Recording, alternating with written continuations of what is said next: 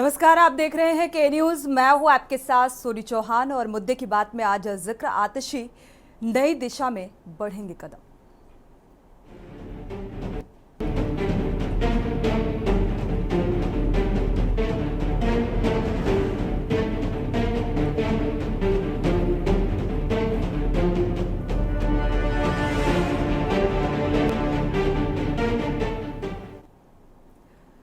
दिल्ली की 8वीं मुख्यमंत्री आतिशी ने शनिवार को शपथ ली थी और आज वो कार्यभार संभालेंगी। आतिशी ने केजरीवाल सरकार में अपने पास मौजूद 13 विभागों को बनाए रखा है, जिनमें शिक्षा, राजस्व, वित्त, बिजली और पीडब्ल्यूडी आदि प्रमुख रूप से शामिल हैं। वहीं आज कैबिनेट की बैठक में भी बुलाए जाने के आसार नजर आ रहे हैं। आतिशी दिल्ली की तीसरी महिला सीएम भी हैं और वहीं आम आदमी पार्टी की नेता आतिशी ने 2 दिन पहले यानी कि 21 सितंबर को मुख्यमंत्री पद शपथ ली थी। आज दिल्ली की नई सीएम आतिशी सचिवालय पहुंचकर मुख्यमंत्री पद की जिम्मेदारी संभालेंगी और इसके साथ ही वो आज ही कैबिनेट की बैठक बुलाकर कई अहम फैसले भी ले सकती हैं।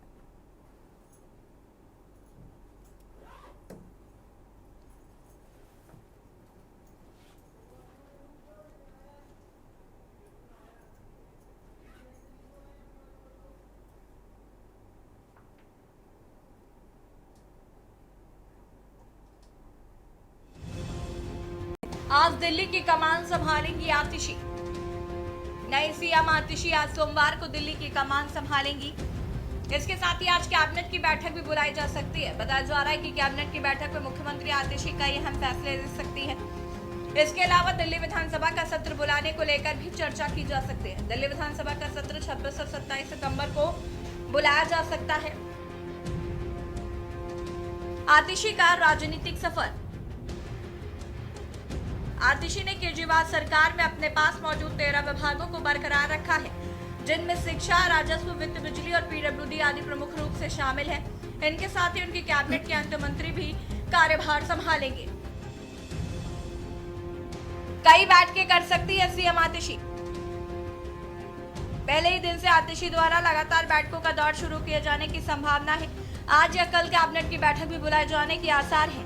आतिशी की अध्यक्षता वाली नई कैबिनेट के पास लंबित योजनाओं और अगले साल फरवरी में दिल्ली में होने जा रहे विधानसभा चुनाव को देखते हुए अगले कुछ महीनों में शुरू की जाने वाली नए पहलों की एक लंबी सूची है।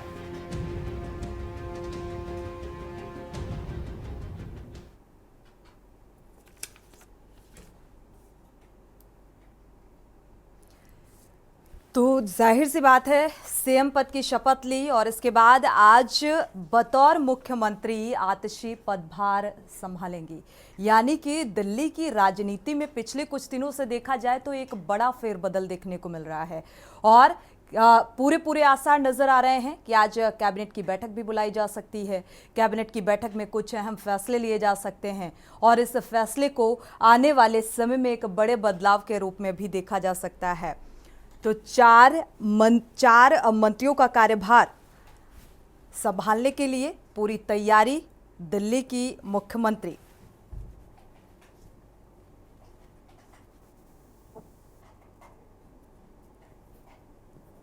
और इसी को लेकर चर्चा की शुरुआत करेंगे। आम आदमी से संजीव निगम जी हमारे साथ जुड़े हुए हैं चर्चा में। आपका बहुत बहुत स्वागत है। दिल्ली से अखिलेश सिंह संवाददाता जुड़े हुए हैं ज़्यादा जानकारी के साथ। अखिलेश का रुख करेंगे पहले। अखिलेश, दिल्ली की राजनीति में क्या कुछ हलचल देखने को मिल रही है? जिस तरीके से सीएम पद की शपथ ली है और अब बतौर मुख्यमंत्री अब अपने कार्य की शुरुआत करने के लिए दिशा में एक कदम बढ़ाती हुई नजर आ रही हैं आतिशी।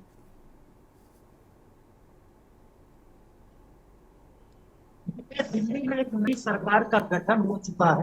दिल्ली की मुख्यमंत्री आतिशी सिंह अब आज अपना कार्यभार संभाल रही हैं और जब कार्यभार संभालेंगे तो सबसे पहली कैबिनेट की बैठक जरूर वो बुलाएंगे और कैबिनेट की बैठक में उन तमाम प्रस्तावों पर मुहर लगा सकती हैं, फैसले कर सकती हैं, कैबिनेट में फैसले लिए जा सकते हैं जो आगामी विधानसभा चुनाव के मद्देनजर जब मुख्यमंत्री अरविंद केजरीवाल की अगुवाई में वो कार्य चल रहे थे, उन योजनाओं पर कार्य किया जा रहा था, उन प्रोजेक्ट और परियोजनाओं पर अरविंद केजरीवाल काम कर रहे थे, उन सभी कार्यों को आतिशी अब इस बार कैबिनेट की बैठक या लंबित पड़े कार्यों को आगे बढ़ाने या उन्हें लाने के लिए वो आज से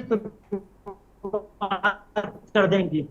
हालांकि कार्यभार उन्होंने भले ही नहीं संभाला हो, आपसी के साथ लगातार बैठकों का दौर जारी था, सचिवालय जा अखिलेश, रही आपकी थी। आवाज क्लियर नहीं है, दोबारा से संपर्क करने की कोशिश करेंगे, आपका रुख करेंगे और जानेंगे कि आखिर जो कैबिनेट में कुछ अहम फैसलों का जिक्र हुआ है तो क्या लगता है कौन कौन से अहम फैसले लिए जा सकते हैं।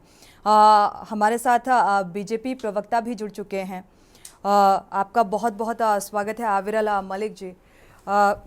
शुरुआत कर लेते हैं आप प्रवक्ता से, संजीव निगम जी से। संजीव निगम जी, जब से दिल्ली की राजनीति में देखा जाए अरविंद केजरीवाल ने इस्तीफा दिया, सीएम पद के दावेदार के रूप में आतिशी के नाम का ऐलान किया, अब बतौर मुख्यमंत्री आतिशी इस कार्यभार को संभाल भी रही हैं, कैबिनेट की बैठक भी बुलाए जाने के पूरे आसार नजर आ रहे हैं, क्या कुछ राजनीतिक बदलाव देखने को मिलेगा?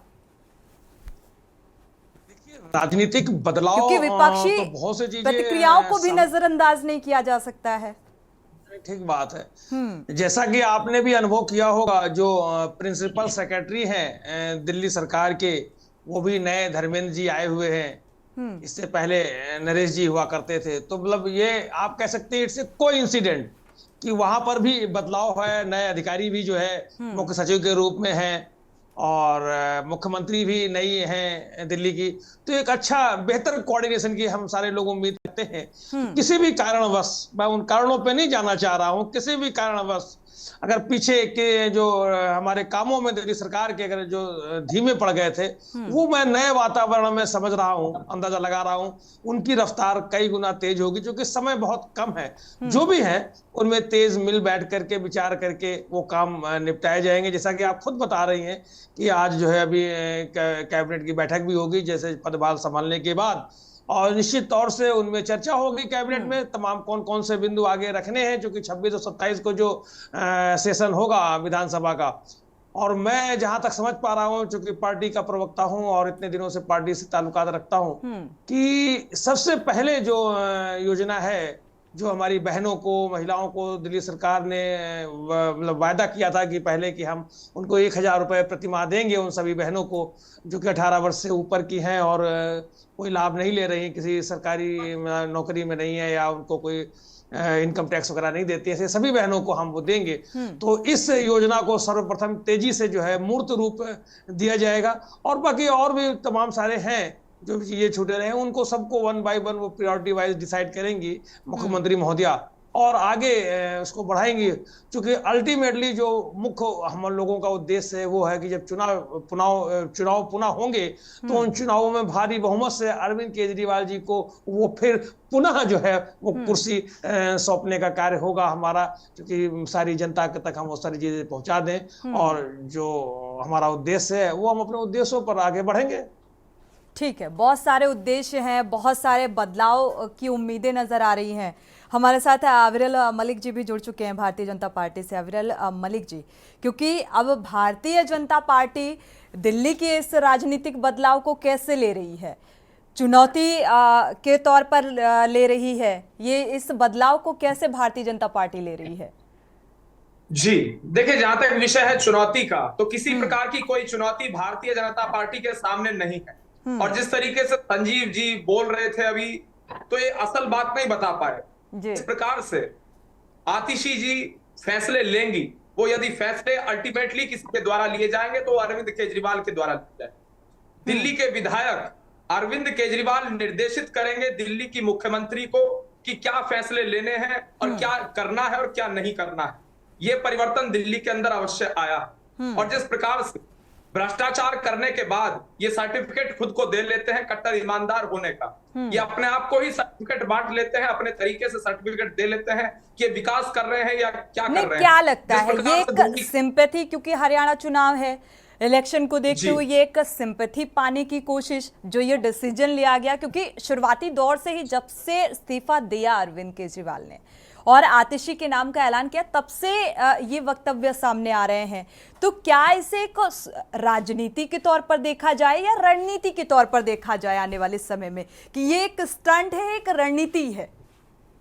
जी देखिए, जहां तक बात है रणनीति की, और जिस प्रकार से आपने कहा कि सिंपैथी गेन करने का प्रयास भी किया जा सकता है और सिंपैथी मिल सकती है, तो जिस प्रकार से अगर ये रणनीति बनाए, बंद कमरे में बैठकर, एसी कमरे में बैठकर ये रणनीति बनाए, और ये रणनीति बनाए कि किस प्रकार से सिंपैथी गेन करनी है, अगर आपको समझ आ रहा है, आपके माध्यम से आपके करोड़ों दर्शकों को समझ आ रहा है कि ये सिंपैथी नहीं, गेन करने का ये प्रयास कर रहे भारतीय हैं। जनता पार्टी की तरफ से भी प्रतिक्रियाएं निकल कर सामने आई, इसलिए मैं इस बात का जिक्र कर रही हूँ। ये पर्टिकुलर मेरा वक्तव्य नहीं है। नहीं, मैं वही कह रहा हूं। देखिए, जहां तक जनता को समझ में आ रहा है और सिंपैथी गेन करने का जो इनके द्वारा प्रयास किया जा रहा है, अगर जनता इस बात को समझ जा रही है कि ये सिंपैथी गेन करने का प्रयास कर रहे हैं, तो जनता इनकी सिंपैथी के खेल में आखिर क्यों पड़ेगी? जनता समझ रही है।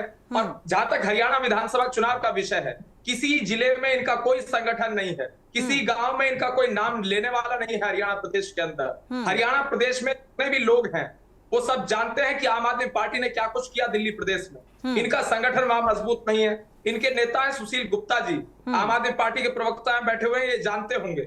उन्हें जानता तक नहीं है कोई गांव के अंदर जाकर ये सुशील गुप्ता जी का ये सर्वे करवा लें, जो हरियाणा के इनके नेता हैं। जी आप बोलिए, उंगली उठा रहे हैं आप। चलिए जी, इस बात का जवाब ले लेते हैं। सोनी जी, सर्वप्रथम तो मैं जानकारी दे दूं अगर इन्हें नहीं है जी। सुशील गुप्ता जी हरियाणा में उनकी चेन ऑफ एजुकेशन है, बहुत सारे एजुकेशन सेंटर हैं उनके चेन ऑफ हॉस्पिटल्स हैं, बहुत सारे हैं। वो वहीं के रहने वाले हैं, उनकी परवरिश वही हुई है और वो राज्यसभा के सदस्य रहे हैं। नहीं, आम आदमी पार्टी का संगठन कितना मजबूत है ये बताइए। संगठन क्योंकि अविरल मलिक जी का ये कहना है कि भाई वहां पर किसी भी संगठन में कोई मजबूती देखने को नहीं मिल रही है। मैं आपको जो दावे के साथ ये कह रहा हूं कि जो भी सरकार इस आगे बनेगी, भारतीय जनता पार्टी की तो बनने वाली है नहीं है, इसमें बिना आम आदमी पार्टी के सहयोग से सरकार नहीं बनेगी। ये बात आज मैं दावे के साथ कह सकता हूं, क्योंकि अरविंद केजरीवाल साहब जब से जो है अभी दो बार जा चुके हैं हरियाणा, अभी परसों नरसों भी गए थे शायद वहां पर जो लगे हुए हैं पंजाब से, आपको पता कि आपके नेता जगाधारी आपके आम आदमी पार्टी के प्रवक्ता को यही नहीं पता। सारा सब कुछ है हमारी लिस्ट में, सब हम आपको भेज देंगे, सब हम आपको दिखा देंगे। ठीक है, तो वो पूरा 11 जो बचे हुए हैं 13 जिलों में उनके दौरे ऑलरेडी फिक्स हो चुके हैं कि यहाँ ये जाएंगे। संगठन मंत्री संदीप जी हैं जो कि राज्यसभा की तरफ से पूरा उनका सब बन चुका है।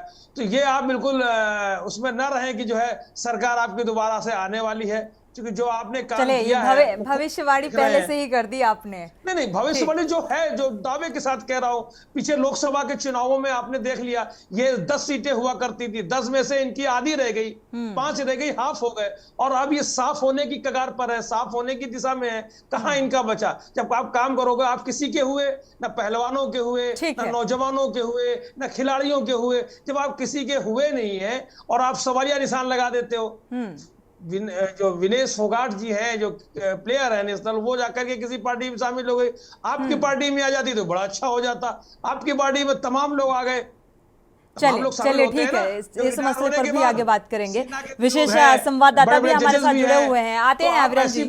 ऐसी बात मत कहें, आप कतई नहीं आने वाली है। ये इनकी बता दूं, इनकी जो है भारतीय जनता पार्टी आ रही है, जम्मू कश्मीर में भी, हरियाणा में भी, दोनों राज्यों चलिए ये भविष्य की बात है।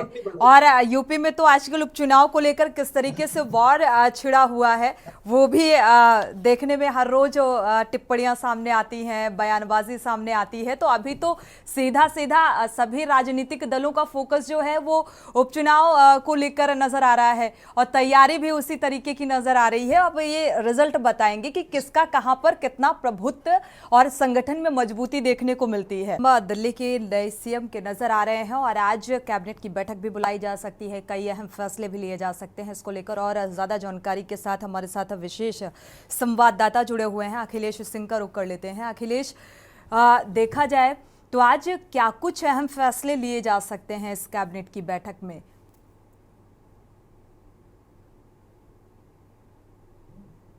देखिए सोनिया, आपको बता दें कि दिल्ली की मुख्यमंत्री आरसी जब पहली कैबिनेट की बैठक लेंगी, तो अभी कल ही गोपाल राय ने जिक्र किया था, जो दिल्ली सरकार के मंत्री, उन्होंने कहा था कि कुछ ही दिनों में अभी दिल्ली में प्रदूषण बढ़ता है, धुंध छा जाती है, आसमान में बादल जैसे छाए रहते हैं, तो सबसे पहला फैसला उनका कहना था कि इन चीजों को लेकर कैसे प्रदूषण को कंट्रोल किया जाए, प्रदूषण फैलेगा धुंध यहाँ फैलेगी तो कैबिनेट में ये भी फैसला लिया जा सकता है। दूसरा, गोपाल जी तो कह रहे थे कि इस सड़कों का जो दिक्कत आई थी उस पर कोई फैसला जरूरी नहीं लिया जा सका, कोई काम आगे नहीं बढ़ सका, तो अब जब आतिशी जी मुख्यमंत्री के तौर पर कैबिनेट की बैठक लेंगे तो इस पर फैसला किया जाएगा। जैसा कि अभी आम आदमी पार्टी प्रवक्ता संजीव निगम कह रहे थे कि जो दिल्ली की महिलाओं को पैसा देने के लिए जो योजना लाई गई थी उस पर भी फैसला लिया जाना, तो इसको भी कह सकते हैं एक अहम और बड़ा और चुनावी फैसला हो सकता है जो आम आदमी पार्टी के बहुत काम आएगा जब चुनाव प्रचार में पार्टी उतरेगी। इसके अलावा है शिक्षा के क्षेत्र में भी है, तमाम ऐसे हैं जो योजनाएं हैं जिनको अभी तक रोक के रखा गया था, जिन पर काम नहीं हो पाता, वो फाइल एलजी तक यहाँ गई थी या फिर एलजी के यहाँ से पास होकर आई तो सरकार में रुकती हुई, या फिर फाइल यहाँ से गई तो वापस नहीं हो पाई क्योंकि मुख्यमंत्री सिग्नेचर हो पाए थे। तो तमाम ऐसे मुद्दे हैं और तमाम ऐसी परियोजनाएं काम है जो दिल्ली सरकार के लटके हुए हैं। अब सवाल उठेगा कि जब दिल्ली सरकार की मुख्यमंत्री आपसी की तरफ से ताबड़तोड़ फैसले लिए जाएंगे, फाइलों को सिग्नेचर किए जाएंगे, वो फाइलें एलजी तक पहुंचाई जाएंगी। अब एलजी कितनी जल्दी मुहर लगाते हैं यहाँ पर भी एक राजनीति देखने को मिलेगी। अगर अब फाइलें लटकती हैं, उनमें देरी होती है तो दिल्ली सरकार भी अग्रेसिव नजर आएगी और खासकर आपसी वैसे भी अग्रेसिव रहती हैं तो बोलने में भी अपनी बात रखने में भी, और सरकार जब होगी तो फिर एलजी को भी घेरने में आगे नजर आएंगी।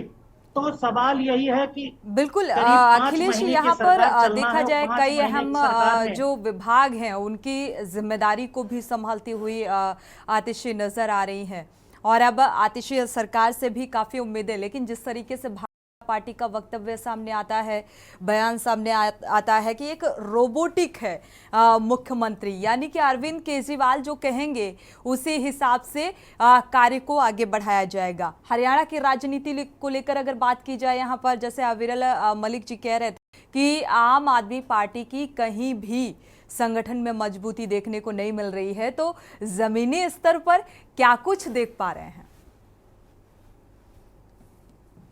देखिए सुनिए, मैं दोनों सवालों का जवाब दूंगा। पहले तो आपको बता दूं कि आम आदमी पार्टी के संगठन या कुछ नहीं है जैसी भी बातें भाजपा की तरफ से कही जा रही। अब आपको पता है कि जब पहली बार आम आदमी पार्टी दिल्ली में उतर रही थी तब भी उनको किसी ने सीरियस नहीं लिया था। चुनाव लड़े, पहली बार लड़े, दूसरी बार लड़े, तीसरी बार लड़े।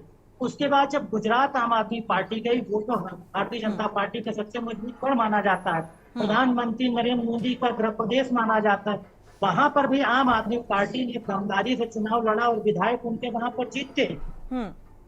गोवा में भी आम आदमी पार्टी लड़ी, वहां भी जीती। पंजाब में तो सूत्रा साफ करके आम आदमी पार्टी सरकार बनाई। हालांकि हरियाणा में उतनी बढ़त के साथ आम आदमी पार्टी नहीं दिख रही, लेकिन भारतीय जनता पार्टी उतनी बढ़त के साथ नजर नहीं आती जितनी बढ़त के साथ कांग्रेस का वहां माहौल बना हुआ है। लेकिन सरकार किसकी बनेगी ये तो आने वाला वक्त चुनाव के बाद बताए पता चलेगा। लेकिन कांग्रेस, जो आम आदमी पार्टी और भारतीय जनता पार्टी तीनों हरियाणा के विधानसभा चुनाव में मैदान में उतरे हुए हैं। कांग्रेस अच्छे चुनाव प्रचार के साथ और भारतीय जनता पार्टी उसको चुनाव प्रचार में कड़ी चुनौती जरूर दे रहा है, लेकिन भारतीय जनता पार्टी की तीसरी बार सरकार बनने के लिए कई ऐसे मुद्दे हैं और कई ऐसी चुनौतियां हैं जिनमें भारतीय जनता पार्टी उनका सामना करके और उनको निकल कर बाहर जाने में बड़ा मुश्किल होती है। चाहे किसानों के मुद्दे पर बैकफुट पर भारतीय जनता पार्टी नजर आती है, उसका कोई न कोई ठोस कदम ऐसा और फैसला नहीं। दूसरा, पहलवानों के मामले में नाराजगी चली रही है और विपक्ष की तरफ से बेरोजगारी, युवाओं को रोजगार नहीं मिल रहा है, महंगाई मुद्दा है, किसानों की हालत खराब है और भारतीय जनता पार्टी ने चुनाव से कुछ दिन पहले मुख्यमंत्री का चेहरा वहां बदल दिया। इसको लेकर भी सवाल उठता है कि मनोहर खट्टर की जगह नायब सिंह सैनी को लाया गया तो सैनी का चेहरा उतना दमदार नहीं है, वो भी तो कुछ काम नहीं कर पाए। अगर आतिशी को 5 महीने मिलेंगे आगामी विधानसभा चुनाव दिल्ली होने तक, तो हरियाणा में भी भाजपा के मुख्यमंत्री सैनी के साथ भी वही हो रहा है और अन्य प्रदेशों में भारतीय जनता पार्टी चुनाव से पहले बदलती रही। जहां तक सवाल है कि आतिशी एक रोबोटिक तरह से, या कह सकते हैं कि पर्दे के पीछे अरविंद केजरीवाल आतिशी चलाएंगे, जैसा कि आरोप लगातार लगाए जा रहे हैं विपक्षियों के द्वारा। भारतीय जनता पार्टी के तमाम मुख्यमंत्री हैं, हम सबका नाम गिना सकते हैं। उत्तर प्रदेश की योगी को एक नाम छोड़ दिया जाए तो मुझे नहीं लगता है देश में भारतीय जनता पार्टी के जितने भी मुख्यमंत्री हैं वो अपना फ्रंट पर आके खेल सकते हैं, फ्रंट पर आके चौवा छक्का मैदान पर लगा सकते हैं। मुझे ऐसा कोई मुख्यमंत्री नजर नहीं है, चाहे वो उत्तराखंड के मुख्यमंत्री हो, उड़ीसा के हो, चाहे प्रदेश का नाम लें, चाहे आप छत्तीसगढ़ चले जाइए, मध्य प्रदेश चले जाइए, ऐसे चेहरों को मुख्यमंत्री बनाया गया जिनको कोई पहले जानता नहीं था, और उनका इतना कद भले कि नहीं, जैसे आतिशी नगर का बिल्कुल बिल्कुल अखिलेश इस बात से इत्तेफाक रखते हैं, लेकिन कहीं ना कहीं देखा जाए बड़ा चेहरा है। तो यूपी की राजनीति में भी बड़ा, चाहे मिल्कीपुर सीट को लेकर देखा जाए कितना किस तरीके की बयानबाजी निकलकर सामने आ रही है, और सीधा सीधा फोकस यूपी विधानसभा उपचुनाव को लेकर ये बयानबाजी और तरीके की रणनीति राजनीतिक पार्टियों की नजर आ रही है। फाइनल कमेंट आविरल मलिक जी का ले लेते हैं। आविरल मलिक, आप कह रहे हैं कोई चुनौती नहीं है, लेकिन मुद्दे और मसले कई ऐसे हैं जो चुनौतीपूर्ण नजर आ रहे हैं। ये राह इतनी आसान होने वाली नहीं है भारतीय जनता पार्टी के लिए। जी नहीं, देखिए राह कोई आसान नहीं होती है, लेकिन राह को आसान बनाने का काम जनता का है। जिनकी राह हमने आसान बनाई है, जिनकी सेवा हमने की है, जिनकी जीवन में तब्दीली भारतीय जनता पार्टी की सरकार चलिए देखना दिलचस्प होगा कि इस राह को भारतीय जनता पार्टी कैसे आसान बनाती है। संजीव निगम जी, माफी के साथ, क्योंकि अब समय इजाजत आपका जी जल्दी से बोल दीजिए। मैं पार्टी का मैं अयोध्या का प्रभारी हूं अपनी पार्टी का। मैं अयोध्या में गया हूं, मैंने देखा है क्या काम इन्होंने किया है, किस प्रकार के वहां के लोग इन्हें कहते हैं। सुनिए अरे मुझे बात तो अपनी कहने दीजिए। और अभी मिल्कीपुर का उपचुनाव है, मिल्कीपुर के उपचुनाव में भी आप देखिएगा वही नतीजा इनको देखने को मिलेगा जो कि लोकसभा चुनावों के दौरान इनको देखने को मिला। चलिए थोड़ा सा समय का इंतजार करना होगा। शुक्रिया सभी मेहमानों का इस चर्चा में शामिल होने के लिए। अखिलेश, आपका भी बहुत बहुत शुक्रिया। नजर बनाए रखिएगा कि दिल्ली की राजनीति में क्या कुछ बड़े फैसले इस बैठक में लिए जा सकते हैं। इसी के साथ बुलेटिन में इतना। खबरों के लिए आप देखते रहिए के न्यूज़ इंडिया।